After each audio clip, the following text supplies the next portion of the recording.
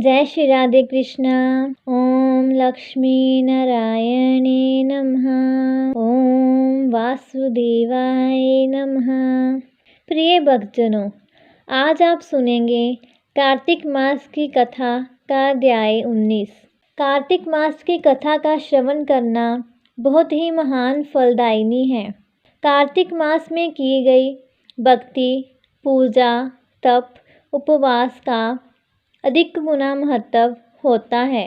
इसीलिए कार्तिक मास में ज़्यादा से ज़्यादा पूजा पाठ और दान करना चाहिए ताकि पुण्य की प्राप्ति हो सके। तो जैसे कि आपने जाना, कार्तिक मास की कथा का बहुत महत्व है और इस महीने में भगवान श्री लक्ष्मी नारायण की कथा का श्रवण करने से घर में सुख समृद्धि आती है और दुखों कष्टों का नाश होता है। तो आप भगवान से कामना करें कि वो आपके कष्टों को समाप्त करें और आप पर अपनी कृपा दृष्टि बनाए रखें। तो चलिए सुनते हैं कार्तिक मास की पवित्र कथा। राजा पृथ्वी ने पूछा, हे नारद जी, अब आप ये कहिए कि भगवान विष्णु ने वहाँ जाकर क्या किया तथा जलंधर की पत्नी का प्रतिव्रत किस प्रकार भ्रष्ट किया। नारद जी बोले, जलंधर के नगर में जाकर विष्णु जी ने उसकी पतिव्रता स्त्री वृंदा का पतिव्रत भंग करने का विचार किया। वह उसके नगर के उद्यान में जाकर ठहर गए और रात में उसको स्वप्न दिया। वह भगवान विष्णु की माया और विचित्र कार्य पद्धति थी और उसकी माया द्वारा जब वृंदा ने रात में वह स्वप्न देखा कि उसका पति नंगन होकर सिर पर तेल लगाए महिष पर चढ़ा है, वह काले रंग के फूलों की माला पहने हुए है तथा उसके चारों हिंसक जीव हैं, वह सिर मुड़ाए हुए अंधकार में दक्षिण दिशा की ओर जा रहा है, उसने नगर को अपने साथ समुद्र में डूबा हुआ इत्यादि बहुत से स्वप्न देखे। तत्काल ही वह स्वप्न का विचार करने लगी। इतने में उसने सूर्य देव को उदय होते हुए देखा तो सूर्य में उसे एक छिद्र दिखाई दिया तथा वह कांतिहीन था।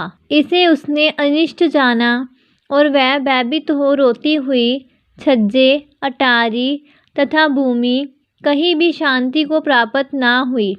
फिर अपनी 2 सखियों के साथ उपवन में गई, वहाँ भी उसे शांति नहीं मिली। फिर वह जंगल में निकल गई। वहाँ उसने सिंह के समान 2 भयंकर राक्षसों को देखा, जिससे वह भयभीत हो भागने लगी। उसी क्षण उसके समक्ष अपने शिष्यों सहित शांत मौनी तपस्वी वहाँ आ गया। भयभीत वृंदा उसके गले में अपना हाथ डाल उससे रक्षा की याचना करने लगी। मुनि ने अपनी एक ही हुंकार से उन राक्षसों को भगा दिया। वृंदा को आश्चर्य हुआ तथा वह भय से मुक्त हो मुनिनाथ को हाथ जोड़ प्रणाम करने लगी।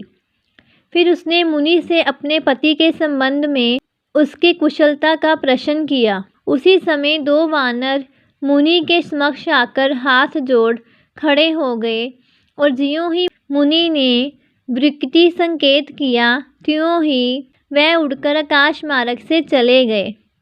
फिर जलंधर का सिर और धड़ लिए मुनि के आगे आ गए। तब अपने पति को मृत्यु हुआ जान वृंदा मूर्छित हो पृथ्वी पर गिर पड़ी और अनेक प्रकार से दारुण विलाप करने लगी।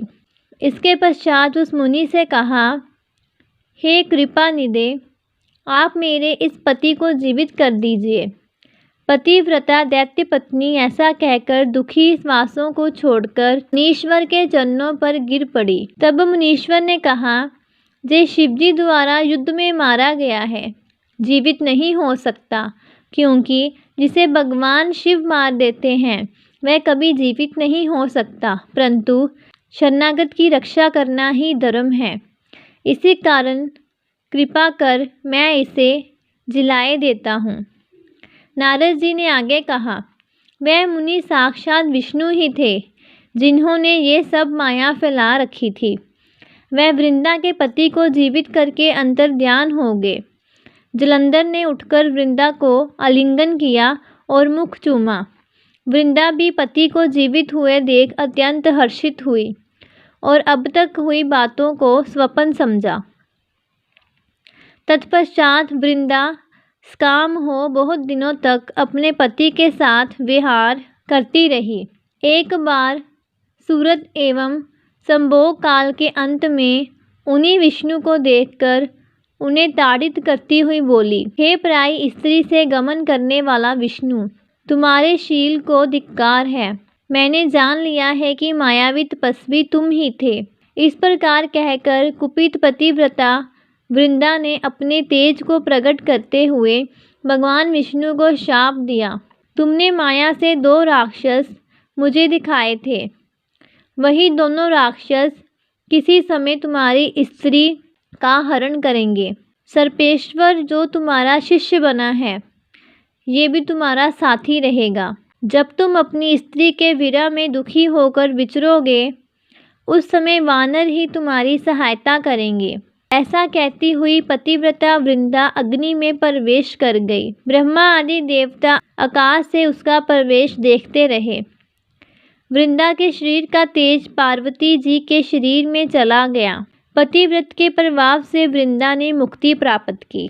बोलिए तुलसी महारानी की जय। प्रिय भक्तजनों, अब हम करते हैं तुलसी मैया की आरती।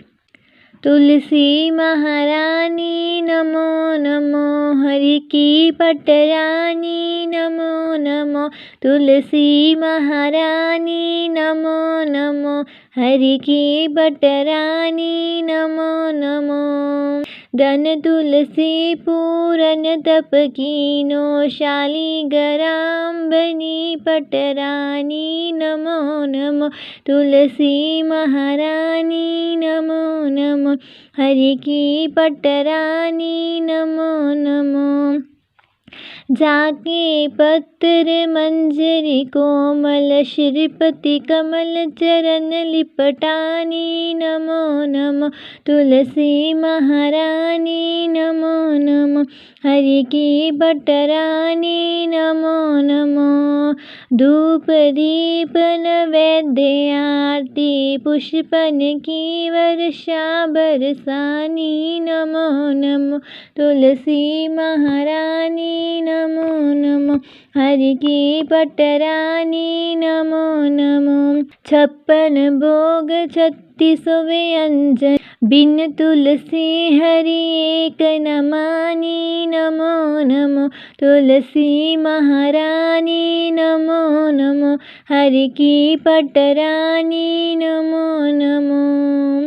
सब सखी मैया तेरो जश गावे, भक्ति दान दीजिए महारानी नमो नमो।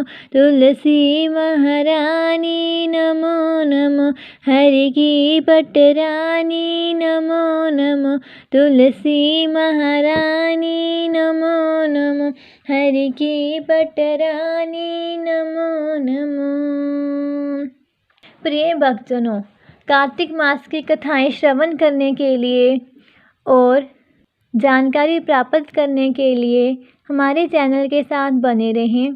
चैनल को सब्सक्राइब करें और वीडियो को ज़्यादा से ज़्यादा शेयर करें। श्री लक्ष्मी नारायण भगवान की जय। जय श्री राधे कृष्णा।